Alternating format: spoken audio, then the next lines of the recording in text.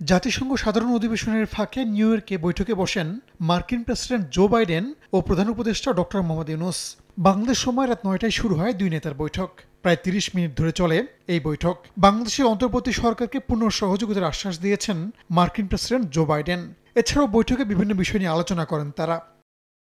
এর আগে কানাডার প্রধানমন্ত্রী জাস্টিন ট্রুডো সহ বেশ কয়েকজন সরকার প্রধান ও বিভিন্ন সংস্থার প্রধানদের সঙ্গে বৈঠক করেন প্রধান উপদেষ্টা ডক্টর মোহাম্মদ ইউনূস।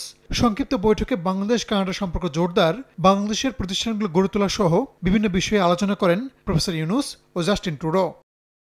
বৈঠকে সরকার প্রধান হিসেবে দায়িত্ব নেয় অধ্যাপক ইউনূসের প্রশংসা করেন কানাডার প্রধানমন্ত্রী। জাতিসংঘ সাধারণ অধিবেশনের ফাঁকে প্রধান উপদেষ্টার সঙ্গে সাক্ষাৎ হয় ব্রাজিলের প্রেসিডেন্ট লুলা ডি সিলভা, মরিশাসের প্রেসিডেন্ট পৃথ্বীরাজ সিং রূপনের। মতবিনিময় করেন বিশ্বব্যাংক প্রেসিডেন্ট অজয় বাঙ্গা ও জাতিসংঘের মানবাধিকার বিষয়ক high commissioner Volker Turk. Rahanul Rana, Somoy সংবাদ।